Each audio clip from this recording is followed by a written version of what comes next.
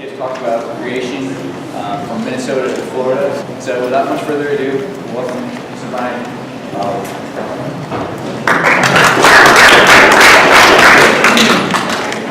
Thank you so much. Let's begin back when I was in your shoes. I had just graduated from public high school. I was going to a state university, and I had gone to church almost every Sunday my whole life. I tried to read the Bible a few times, but never got all the way through. So I had been exposed to the Big Bang and the Garden of Eden, Adam and Eve made like ancestors, Noah's Ark and dinosaurs. And it didn't make any sense. Can anybody relate to that? It's very confusing. And confused people tend to come up with some bad conclusions. For example, a woman was telling me about, I think it was her niece, that was going through confirmation. And her niece asked the priest about dinosaurs. Oh man, this is going to be good. And so I asked, what did he say? And she said, I don't remember. Whatever he said, it didn't make her happy. So her niece concluded that either Adam and Eve are false or dinosaurs are false. But you know what, I have to give her a lot of credit because she's actually thinking through these issues. When I was her age, not so much. I was like the man who was asked, do you know the difference between ignorance and apathy? And the man said, I don't know and I don't care. And he was right. And that's what I was. I was ignorant. I didn't know how to put this puzzle together. I didn't have a clue. And I was apathetic. I didn't care. Freshman year, St. Cloud State, the professor's talking about Lucy, the supposed ape-like ancestor, the missing link. And I raised my hand and asked, what difference does it make? We're here, we're now, who cares? Anybody got that mentality? Who cares? All right. And it's not uncommon. I talk to a lot of students like that because I was there. But I look back at that now as one of the most profound questions that I ever asked. What difference does it make? It makes an eternal difference. But the professor said, well, it makes a difference to some people. Well, I came here today to tell you that it makes a difference to all people. It's vitally important that everybody understands how to put this puzzle together. You might be thinking, wait a minute, how do you go from don't know, don't care to, hey, listen up, this is important. Well, my cousin Carol, bless her heart, and her husband Greg, they sent me a copy of this video called The Age of the Earth. Has anybody seen that? Okay, that's 13 years ago. And that video was like putting on a pair of glasses for the first time. I was like, wow, I didn't realize I could see so clearly. It's like, wow, I didn't realize my eyesight was so bad. And that's what happened when I saw the video. It connected the dots. It's like, wow, I didn't realize I could think so clearly. I didn't realize my thinking was so bad. It's like, why didn't I learn this in school? I wonder what else they didn't teach me. And that's the moment my education began. Okay? Up until that point, I just swallowed what was ever spoon-fed to me. But now, if you make an extraordinary claim, you better have some extraordinary evidence, or I'm spitting that out. So what did I learn from that video? I learned that we're not putting one puzzle together, we're putting two puzzles together. The key is you need to separate the pieces. Well, how do you separate them? Simple. Some are based on God's word and some are based on man's word. Okay, it's easy, they fit together, and it's up to you. Which one are you going to believe? Which one are you going to put your faith in? Because everybody has faith. Even the hardcore atheist has faith. He has faith in where he came from. See, what you have here are two competing views of history. And this history tells us where we came from, who we are, and what we're worth. For example, God's word says, in the beginning God created the heaven and the earth. Declares the creator that made everything. And who am I? Who are you? Well, we're made in the image of God. And what are we worth? We're of infinite value to him. Our life is priceless. There's a sanctity of life, a preciousness to life, to all life.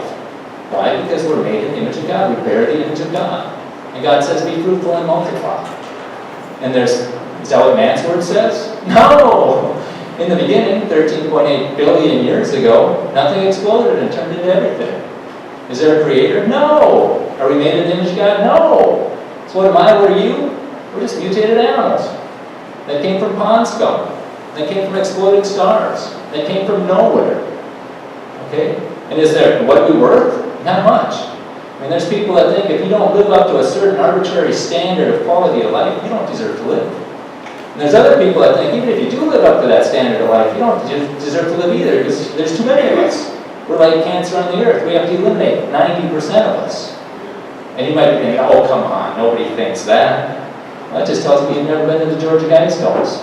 Anybody ever been there?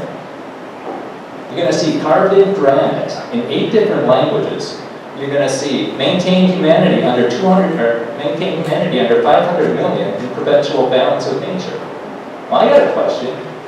What are you going to do with the other 7 billion that are already here? And down at the bottom it says, be not a cancer on the earth, have room for nature, have room for nature. Okay, so we have 2 competing views of history. And what are our options? Well, what are some possible options? Well, it's possible they're both false. Get rid of both of them. It's possible one's true, one's false. Okay? How about both of them being true? Does anybody think they're both true? Anybody at all? Okay. Help me out here.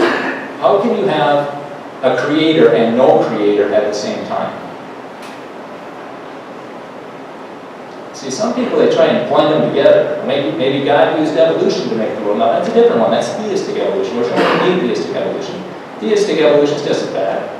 They're trying to squeeze evolution into the Bible, and it's an illogical position. Because the Bible says the earth came before the sun, whales came before land animals. Evolution says that the sun came before the earth, and whales came after the land animals. Okay, so you can't believe both of them at the same time. So let's throw that one out. That one's illogical. How about one true, one false? Who thinks that God's word is true? Okay, who thinks that man's word is true? Okay, all right, okay. Well, who doesn't know which one's true? Okay, well, I thank everybody for coming. We're going to give you some information. Well, in our culture, we're going to, well, obviously evolution's true. I mean, I've heard people say that, evolution's a fact, we don't need evidence. Or they'll say evolution is the foundation for science.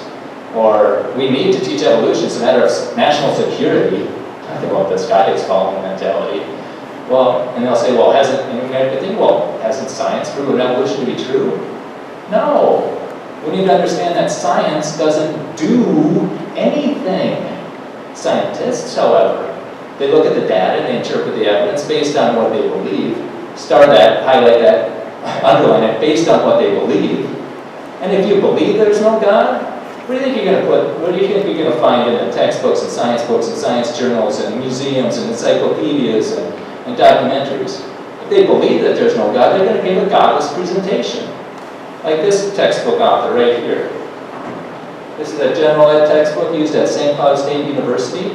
What does he say? Scientific knowledge is limited to physical explanations for observable events in the natural world. Physical explanations. That's an irrational statement. Did anybody catch it? He's using a non-physical idea to tell us that only physical explanations are acceptable. It's an inconsistent worldview. Now what this textbook, 10th grade textbook, it says, one goal of science is to provide natural explanations for events in the natural world. Okay, and what did these 2 authors do with just one sentence? Just one. They threw God out of the science room. They're saying, boys and girls, you come in here, you're gonna sit and think inside this box, whether you want to or not. All that exists is matter and energy. This naturalistic, materialistic box, you're gonna think in here. Well, I got a question. Where's information?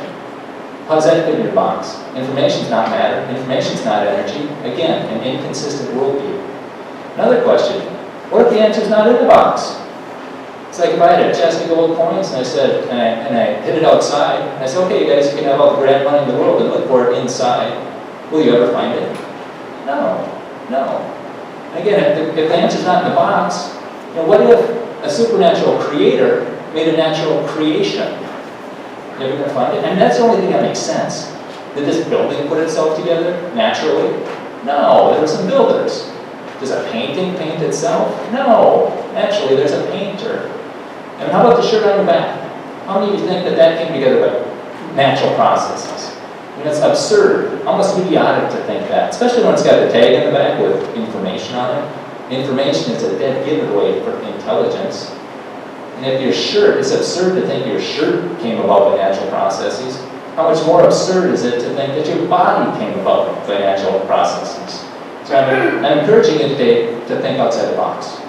And in order to think outside the box, first you need to think. Is this textbook encouraging you to think outside the box? It's all evolution. You think inside this naturalistic box. Is there any mention of creation? No. So you're going to think inside the box. They aren't going to give you anything else to think about. And so we got these 2 competing views. In order to think about something, You need to see both sides. God's word and man's word, okay? And that's what I like to do. I like to present both sides, because if you don't see both sides, you're not being taught how to think. You're being told what to think.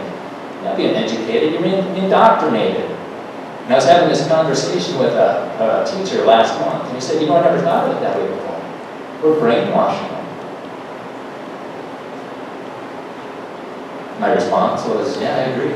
You are brainwashing them. And I don't know about you, but I hate to see people get brainwashed.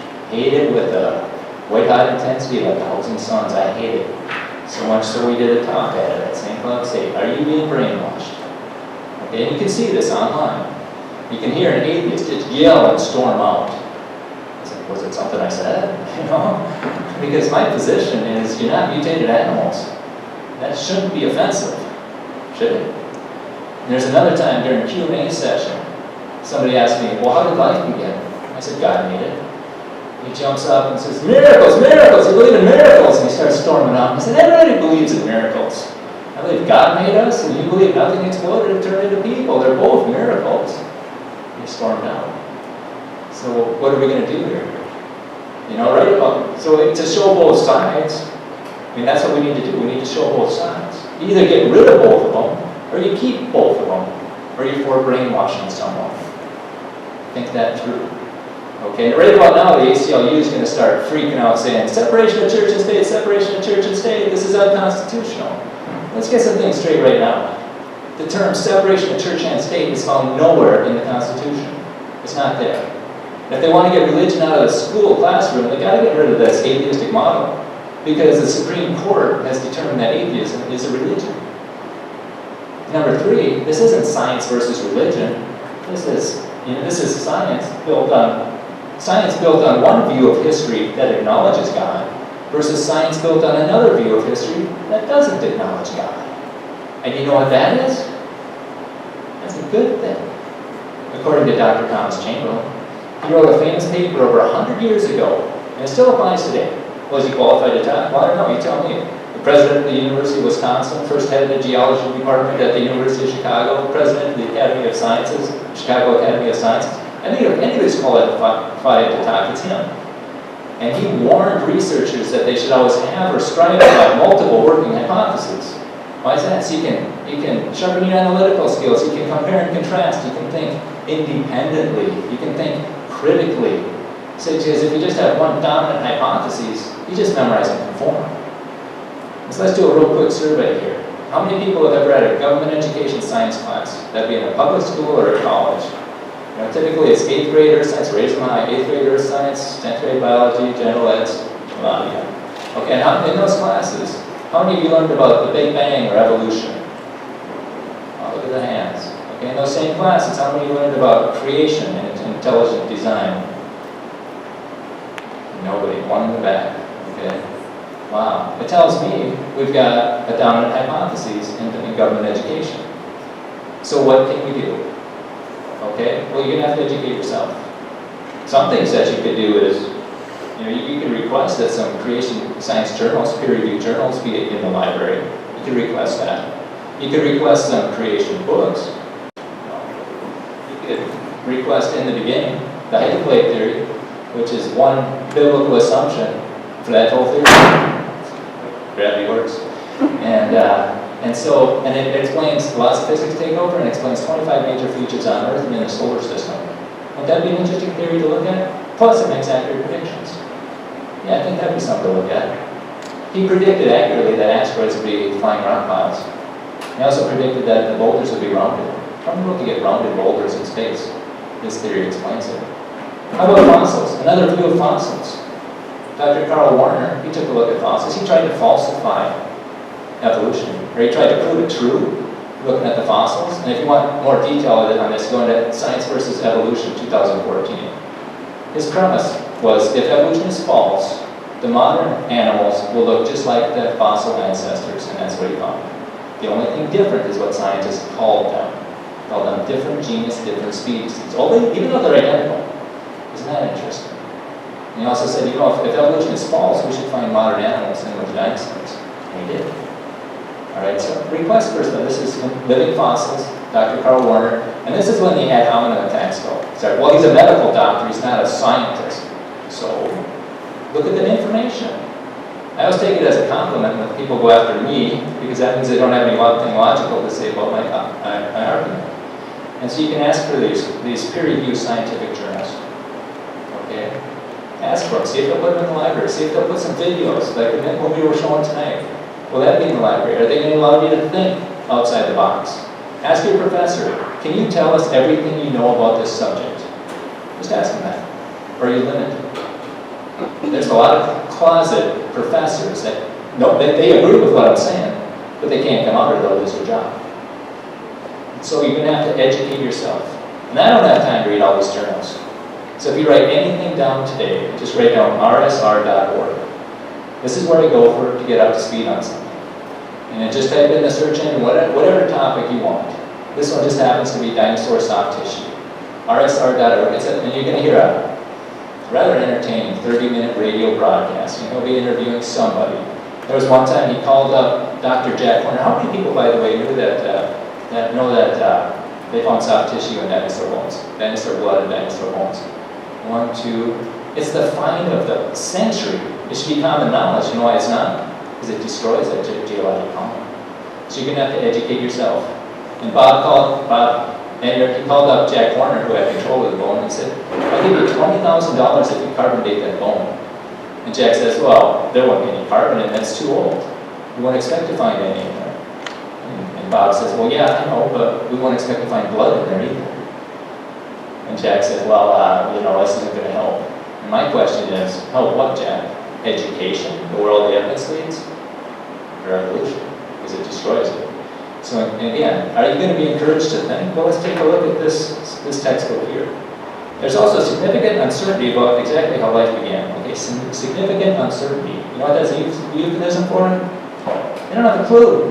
Psst, don't tell creationists. Scientists don't have a clue how life began. This is from a Scientific American blog. They don't have a clue. They go through all the theories, and scientifically, it can't happen. And then, let's look at this sentence here. However, any questions that remain are about how evolution works, not whether evolution occurs. So we know that you form naturally, we just don't know how. You got to keep thinking inside this box. The natural process is, we know that you came about naturally, we just don't know how. That's like saying that this Sandman came about naturally. We just don't know how the waves and the winds put it together. We know that it happened. So they're telling you, you can only question. The only questions that remain are how it happened? No, I got a lot of questions about whether it happened. And they shouldn't tell you where you can ask your questions. And we do a terrible job of teaching people to think critically. You know, and I'm going to give you some critically thinking questions. And the naturalistic part, you got to think naturally. This professor even admits it. Even if all the data point to an intelligent designer, such an hypothesis is excluded from science because it's not naturalistic. That would be like that chest of coins that I had. I put it on the sidewalk outside. And you trip over it every day, back and forth to school. But you can't look for it there. Because it's not in the building. You have to think in the building. You have to look in the building. They're censoring thought. They're shutting down thought. Is what's happening. And so you need some critical thinking questions. So for example, don't be absurd. Nobody made us. We evolved by chance from snowflakes. Question. How do you know that? Can you verify that? Has this ever been observed? Are you making any assumptions? And the biggest assumption is that there's no God. And so there's different websites you can go out to that when I go to rsr.org for a brief overview, and I laugh a little bit, it's very entertaining. And also that dinosaur soft tissue one, it's one of the, if you search that on Google, it'll be one of the top hits. Dinosaur soft tissue, it'll be kgov.com, but I like rsr. And it'll be the most complete catalog of soft tissue in dinosaurs on the internet. And atheists say that. And they'll have a long list of articles. This was found, and he's made predictions too. He's going to say you're going to find it's irrelevant where it is in the layer, because that layer is laid down by the flow. This is my website, solidifyyourfaith.webs.com. I also have a YouTube channel called Solidify Your Faith. What I've done is taken all that information, boil it down into an hour talk. Sometimes it's more, sometimes it's less. Solidifyyourfaith.webs.com. There's a radio interview on there. You can listen to that. That was at Pennsylvania last week. But that website comes in handy. Remember that the woman's niece who concluded that either Adam and Eve are false or dinosaurs are false? I looked at her guy and I said, Adam and Eve are true, and dinosaurs are true. The thing that's false is millions of years. And so I plugged her into my dinosaur talk, where you can see scientific evidence that dinosaurs didn't die out millions of years ago. And there's real compelling evidence that they lived with man. And you can see that. And people say, well, how do you squeeze dinosaurs into the Bible? I said, you don't. You use the Bible to explain dinosaurs. That's another talk. Dinosaurs, a biblical perspective. And these are given at St. Cloud State. And so we give other talks. We give talks on Noah's flood. You know, we talk, what did God make? What was the Garden of Eden? What did he make in those 7 days or 6 days? What was it like before the flood? How could people live to be 900 years old? How come the animals are bigger back then in the fossil record than today? Can we make animals bigger today by simulating the pre-flood conditions? Higher atmosphere, higher oxygen content, stronger magnetic field? Yes. They're doing it in Glen Rose, Texas at the Creation Evidence Museum. And it's happened, it's Carl, I happened to have supper. I was blessed to eat with him one time. I said, Carl, I heard that your piranhas are 4 times bigger than normal. And he looks at his friend and he smiles and says, well, at least 4 times. At least 4 times. And we talk about Noah's flood, Noah's Ark and the flood, where we answer, you know, where did all the water come from? Did it really come from Mount Everest? So where did it all go? And how could Noah get all the species on the ark? We answer those questions. And we talk about Noah, what caused the flood? That's the hydroblade theory. But if you notice, we don't have all the pieces, do we? There's some pieces missing. What are we missing from man's puzzle there?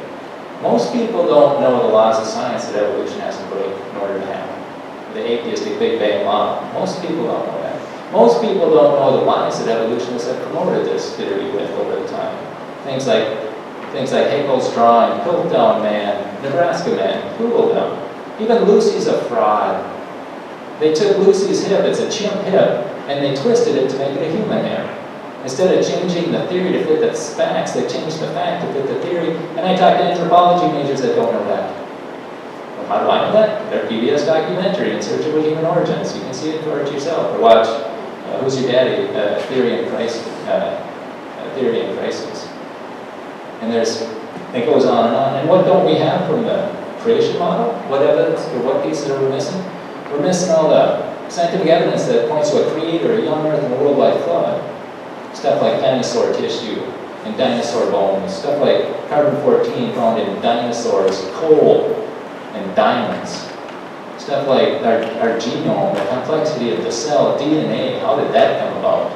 We got good information going bad. Where did the good information come from? If evolution was true, it should be getting better and better and better, but it's not. Okay, the other thing that we're missing too is, how do you interpret the evidence biblically? Well, what kind of evidence are we looking at? Well, what kind of evidence do you got? How many people believe evolution is true? Okay, how many people would like to present some evidence? What do you think the best evidence for evolution is? Would anybody like to, anybody want to present some evidence for evolution? Anybody? That's the best evidence for evolution? So what is the evidence? A scientific evidence. What do they put in this book? They got a whole chapter on it. What do they put in here for scientific evidence?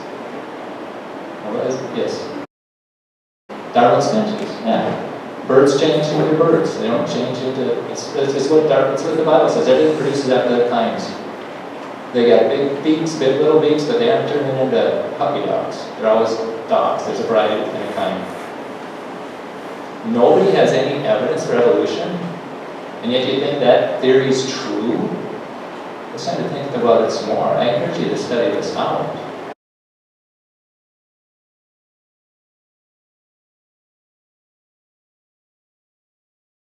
Maybe the Bible can answer the questions, but evidence better. But what is your best?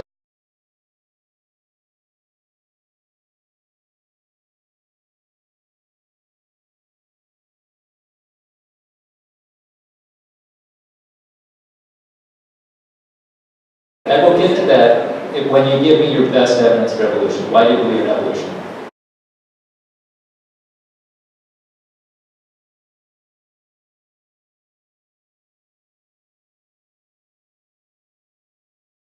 Your best evidence for evolution is because you're here. Well, guess what? My best evidence for creation is because I'm here. It's the same argument. I'm surprised that nobody has any evidence for evolution.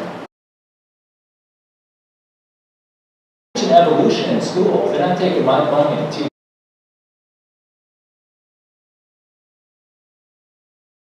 What is the evidence that theory is based on? It's an unsubstantiated conjecture about the past is what it is. There's no evidence for it at all. Okay, so now, all right, real quickly, most people say fossils. Fossil evidence. Well, let's think about fossils. How do you form a fossil? Is that dead deer on the road going to turn into a fossil? No, it's going to get eaten up and it's going to decompose. The only thing way it's going to turn into a fossil is it gets buried rapidly in sediment. Question, what's going to bury billions of things in sediment rapidly all over the world in sedimentary rock laid down by water? How about Noah's flood? That's a pretty good indication of a flood. Okay? And also they have radiometric dating. Well, science has proven that. Well, that's based on 3 unknowable assumptions. They don't know the initial condition of the rock. They don't know if the decay rate's been constant, especially since our magnetic field has been declining. And they don't know if the specimen's been contaminated by What's going to contaminate it? Water. You can wash elements in and out. That's why we don't have lead pipes. So, and I encourage you. And I said all that to say this. Not only are these 2 competing views of history, these are 2 competing views of the future. What's man's word of the future? Well, the evidence is the universe is going to die a heat death. That's where all the usable heat is gone. What's going to happen to you and me? Nothing. We're going to die and decompose, and that's it. You're going to see your loved ones again? No. Is there anything that's going to be about after you? No. Is there any purpose in life? No. What's God's word? And you're free to believe that. You can believe that. You can believe that there's no God. You can believe that He didn't have a son to die on a cross to pay for your sins so you can go to heaven. You can believe that. But you're betting your eternity on it. And if you're wrong, you're going to spend an eternity in hell. And that's not anything that you should just... Because not only would... And what about the people that are following you? Namely, your children.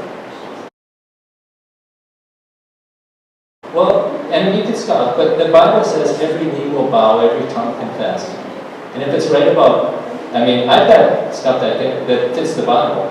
But we'll do the Q&A in just a few minutes. Just a few minutes. Okay. So what's God's word of the future? What's going to happen to the universe? There's going to be a new heaven. There's going to be a new earth. There's going to be a new Jerusalem wherein dwelleth righteousness. Okay? And again, every knee is going to bend. Wow. Tongue confess Jesus Lord. And you're going to meet Jesus. And He's either going to be your Savior or your judge. Okay? It's your Savior or your judge. Jesus, God doesn't want you now. You can go to hell if you want. But that's why Jesus came. Look at the calendar. What does that point to? It points to Jesus. Anybody ever heard of BC? If something happened 2,100 years ago, what was that? That was 100 BC. It stands for before Christ. I know they're changing it to BCE now. Can't handle Christ in school. Okay, but Jesus came to die on the cross. That's why He came. And He's offering you eternal life. If you believe that He died on the cross and rose again. And so that's why I said all that to say this. Okay? So put your faith in Christ while you can. And with that, we'll open it up to Q&A if you like. Does anybody have any questions on what I just covered? Yes, sir. Is there a difference between the evolution that Darwin saw and evolution that the... Excuse me, ma'am, if you want to ask questions, here's your time.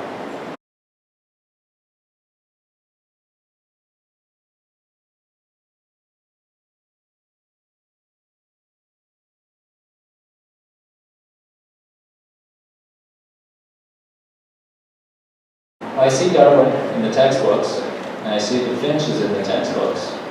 I guess I don't know today what's being said. A long time since I've been in school. I've looked at the textbooks. And the theory, the main thing about the Darwin's finches is they're birds. They change into different varieties of birds. The question to ask is, where did the bird come from? You know, there's no transitional anything. What you find in the fossil record are either animals that are dead or animals that are alive. There's no transitional anything. And if anything, the animals are bigger. So, you know, they're bigger in the fossil records. We're actually devolving. There's less animals and they're smaller. So the opposite of what evolution would predict. And so, and you're right, it does pose a problem. And for any evolutionists, my question is, are you a Darwinist or a punctuated equilibriumist? Because Darwin, slow, gradual changes over billions of years, but there's no evidence for it. So Goldschmidt comes up with the hopeful monster, where the first bird came from a first reptile egg. You know, that's unscientific. And so then, that's way too liberal. So then Gould comes up with punctuated equilibrium. It happened quickly in certain segments of the population, and the fossil record didn't catch it. So basically, if you have it, there's no evidence for it. That's why they come up with other theories. Okay, does anybody else have another question? Yes, in the back.